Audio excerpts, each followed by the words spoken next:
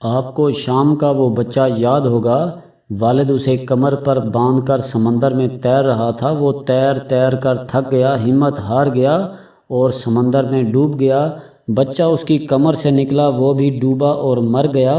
سمندر نے بعد ازاں بچے کی لاش ساحل پر پھینک دی۔ کسی فوٹوگرافر نے بچے کی لاش کی تصویر بنائی۔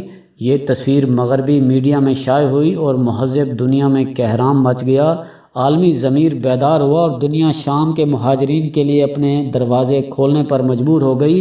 یورپ، امریکہ، آسٹریلیا، جاپان اور عرب ملکوں نے 11 لاکھ شامی مہاجرین کو پناہ دی اور اس پناہ پر ان ملکوں کے اربوں روپے خرچ ہو گئے۔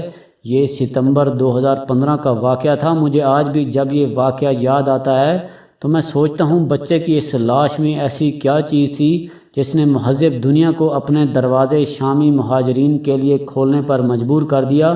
میں سوچتا ہوں تو صرف ایک چیز سامنے آتی ہے اور وہ چیز ہے انسانی جان کی حرمت۔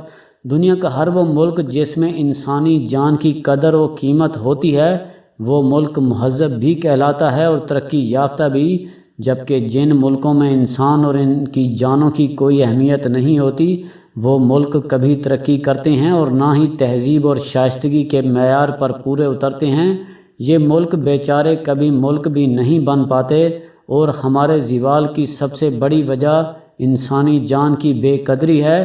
ہمارے سامنے خواہ 1000 لوگ مر جائیں ہمیں کوئی پرواہ نہیں ہوتی، ہمارے کانوں پر جوں تک نہیں رینگتی۔ کراچی کا فضائی حادثہ ہماری اس قومی بے حسی کی تازہ ترین مثال ہے۔ ہمارے سامنے 97 لوگ مر گئے لیکن ہم اگلے ہی دن اس حادثے کو بھول چکے تھے۔ ہمیں یاد ہی نہیں تھا یہ 97 لوگ بھی تھے۔ یہ قومی بے حسی اور ریاستی نالائکی کی وجہ سے چند سیکنڈز میں دنیا سے چلے گئے۔ کیوں؟ کیا ریاست کے کسی ادارے کے پاس اس کیوں کا جواب ہے؟ پوری دنیا میں فضائی سفر کو محفوظ ترین سفر سمجھا جاتا ہے۔ سال سال گزر جاتا ہے لیکن دنیا میں کوئی فضائی حادثہ نہیں ہوتا۔ دنیا میں 42 ایسی ایئر لائنز ہیں جن کا آج تک کوئی طیارہ کریش نہیں ہوا۔ آسٹریلیا کی ایئر لائن قانٹاس کا سن 1951 سے کوئی ایئر کریش نہیں ہوا۔ ہوائین ایئر لائن 1929 میں بنی، آج تک کوئی حادثہ نہیں ہوا۔ برٹش ایئر ویز کا آخری حادثہ سن 1985 میں ہوا تھا۔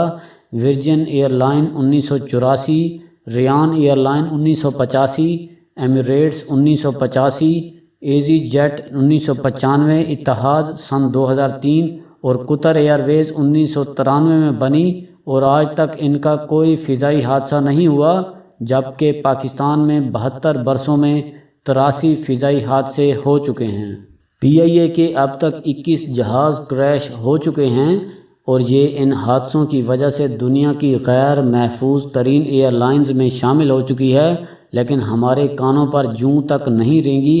ہم نے آج تک PIA کو ٹھیک کرنے کی کوشش نہیں کی۔ ہمارے پاس صرف 32 جہاز ہیں، جبکہ قطر ایئر ویز کے پاس 237، ایمریٹس کے پاس 257 اور اتحاد کے پاس 102 طیارے ہیں۔ ہم 32 طیارے نہیں اڑا پا رہے، جبکہ ہم سے چند میل کے فاصلے پر یہ تینوں ایئر لائنز دن دگنی اور رات چوگنی ترقی کر رہی ہیں۔ کیا ہم صرف 32 طیاروں کو بھی حادثوں سے نہیں بچا سکتے؟ تف ہے ہم پر۔ دنیا بھر کی ایئر لائنز کیوں محفوظ ہوتی ہیں؟ یہ صرف اور صرف عالمی SOPs کا خیال رکھتی ہیں اور بس۔ کیا ہم میں اتنی بھی اہلیت نہیں؟ دنیا بھر میں ایئرپورٹس شہروں سے باہر اور پانی کے قریب بنائے جاتے ہیں تاکہ جہاز بھی آبادیوں پر نہ گریں، اور یہ اگر رن وے پر سلپ ہو جائیں یا پائلٹ کو کریش لینڈنگ کرنا پڑے تو یہ جہاز کو پانی پر اتار لے۔ آپ نے کبھی سوچا دنیا جہاں کی فلائٹس میں تیرنے والی لائف جیکٹس کیوں ہوتی ہیں؟ کیونکہ تمام جہاز پانی پر اتارے جا سکتے ہیں، چنانچہ مسافروں کو ڈوبنے سے بچانے کے لیے ان کی سیٹوں کے نیچے لائف جیکٹس رکھ دی جاتی ہیں۔ دنیا کے 90% فضائی حادثے لینڈنگ اور ٹیک آف کے دوران ہوتے ہیں، چنانچہ پائلٹس کے پاس آپشن ہوتا ہے یہ جہاز کو پانی پر اتار لیں، لیکن ہم نے پورے ملک میں کوئی ایئرپورٹ پانی کے قریب نہیں بنایا۔ ہمارا کراچی کا ایئرپورٹ بھی سمندر سے دور ہے، چنانچہ ہمارے جہاز جب بھی گرتے ہیں یہ تمام مسافروں کو ساتھ لے جاتے ہیں۔ ہم یہ فیصلہ کیوں نہیں کر لیتے آئندہ ہمارے تمام ایئرپورٹس پانی کے قریب بنائے جائیں گے؟ کیا ہم میں یہ فیصلہ کرنے کی اہلیت بھی نہیں؟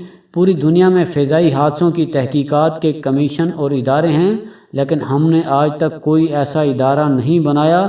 ہم ہر حادثے کے بعد عارضی کمیشن بناتے ہیں۔ یہ کمیشن سال 1.5 سال موجیں کرتا ہے اور پھر ڈھیلی ڈھالی سی رپورٹ دے کر گھر بیٹھ جاتا ہے۔ کراچی کے موجودہ حادثے کے بعد بھی ایئر فورس کے 4 افسروں کا کمیشن بنا دیا گیا۔ آپ بے حیثی کی انتہا دیکھیے، اس میں سول ایوییشن، پولیس اور سیکرٹ ایجنسی کا ایک بھی افسر شامل نہیں۔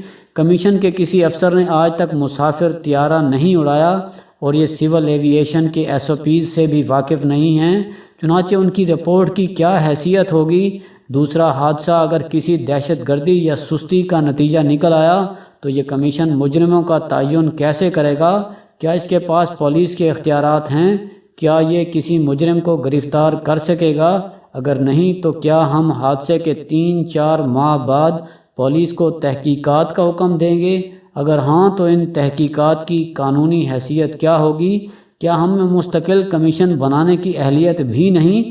آپ بے حسی ملاحظہ کیجئے، لاہور سے DNA کی ٹیم کراچی بلا لی گئی۔ یہ ٹیم بائی روڈ کراچی پہنچ گئی تو سندھ حکومت نے اسے نمونے نہیں لینے دیے۔ کیوں؟ کیونکہ سندھ حکومت پنجاب کو DNA کا کریڈٹ نہیں دینا چاہتی تھی، لہٰذا لواحقین حادثے کے 11 دن بعد بھی لاشوں کے لیے خوار ہو رہے ہیں۔ کیا ہم میں اتنی سی کوآرڈینیشن کی اہلیت بھی نہیں؟ ہمیں 4 دن تک بلیک باکس نہیں ملا تھا۔ جب ایئر بس کی ٹیم نے بلیک باکس کے بغیر واپس جانے سے انکار کر دیا تو ہمیں مجبوراً بلیک باکس تلاش کرنا پڑ گیا۔ کیا ہم وقت پر بلیک باکس بھی تلاش نہیں کر سکتے؟ ایئر بس نے حادثے کے 72 گھنٹے بعد کرونا اور لاک ڈاؤن کے باوجود اپنی 11 رکنی ٹیم کراچی پہنچا دی، لیکن ہمارے وزیراعظم اور وزراء کو آج تک کراچی جانے کی توفیق نہیں ہوئی۔ آپ سول ایوییشن اور ایئرپورٹ سیکورٹی فورس کی تیاری بھی دیکھ لیجئے۔ طیارہ ان کے سامنے ڈول رہا تھا، اس کے اگلے پہیے نہیں کھل رہے تھے، لیکن کسی نے رن وے کو آگ سے بچانے کے لیے چھڑکاؤ کیا اور نہ فائر بریگیڈ اور ایمرجنسی کا اعلان کیا۔ پورا سسٹم چپ چاپ طیارہ گرنے کا انتظار کرتا رہا۔ کیا ہم میں یہ اہلیت بھی نہیں؟ ہم نے طیارہ گرنے کے بعد بھی کیا کیا؟ لاشیں ایدھی اور چھیپا فاؤنڈیشن نے ہسپتالوں تک پہنچائی، لواحقین کو پانی اور افطار عام لوگوں نے کرایا اور انتقال کرنے والوں کا ڈیٹا سوشل میڈیا کے غیر سرکاری پیجز نے وائرل کیا۔ جہاز آبادی پر گرا ہوا تھا، لیکن CEO Arshad Malik press conference کے لیے ٹائی پسند فرما رہے تھے اور شرٹ استری کرا رہے تھے۔ آپ ظفر مسعود کی جان بچانے والے وکیل کو بھی بلا کر پوچھ لیں، وہ آپ کو بتائے گا۔ میں جب ظفر مسعود کو ہسپتال لے جا رہا تھا تو مجھے ملبے میں سے لوگوں کی آوازیں آ رہی تھیں، لوگ اس وقت تک زندہ تھے۔ آپ لاشیں دیکھ لیں، 20 سے زائد لوگوں کی میتیں درست شکل میں تھیں۔ یہ ثابت کرتا ہے یہ لوگ ظفر مسعود کی طرح زندہ تھے، لیکن یہ بعد ازاں بروقت امداد نہ ملنے کی وجہ سے انتقال کر گئے۔ لوگ دم گھٹنے اور طیارے کو آگ لگنے کی وجہ سے بھی مر گئے تھے۔ حکومت اگر بروقت کوشش کرتی، یہ اگر ہیلی کاپٹر کے ذریعے آگ بجھا دیتی یا وقت پر فائر بریگیڈ پہنچ جاتا تو ہم 10-20 لوگوں کو بچا سکتے تھے۔ کیا ہم میں اتنی اہلیت بھی نہیں؟ ہمیں آج ماننا ہوگا ہم میں اتنی بھی اہلیت نہیں۔ وہ ریاست جو ایئرپورٹ کے گرد و نواح میں غیر قانونی تعمیرات نہیں روک سکتی، جس کے پائلٹ اللہ کے آسرے پر طیارے اڑاتے ہیں، جس کے کنٹرول ٹاور میں بیٹھے لوگوں کو طیارے کے بند ٹائر نظر نہیں آتے، جن کے پاس لاشیں نکالنے اور ملبہ اٹھانے کا بندوبست نہیں، جس کے صدر اور وزیر اعظم جائے حادثہ پر جانا اپنی توہین سمجھتے ہوں، جو 10 دن بعد بھی لاشوں کا تعین نہ کر سکے، اور جس کے ادارے ایک دوسرے کو DNA کے سیمپل نہ لینے دیں۔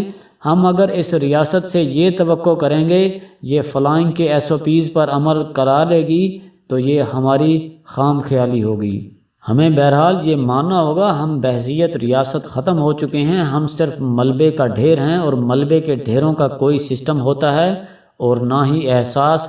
چنانچہ آپ لکھ لیجئے، ہم زندگی میں کبھی ترقی نہیں کر سکیں گے۔ کیوں؟ کیونکہ ہمارے سینے میں انسانی جان کی کوئی قدر، کوئی اہمیت نہیں۔ ہمارے ارد گرد موجود لوگ خواہ مچھروں کی طرح مر جائیں، ہمیں کوئی پرواہ نہیں ہوتی۔ اور آپ تاریخ پڑھ لیں، قدرت ایسی لاپرواہ قوموں پر کوئی رحم کوئی کرم نہیں کرتی، ایسی قومیں بالآخر ایک دوسرے کو نوچ نوچ کر ختم ہو جاتی ہیں، اور ہم بھی تاریخ کے اس انجام کی طرف تیزی سے دوڑ رہے ہیں۔ شکریہ۔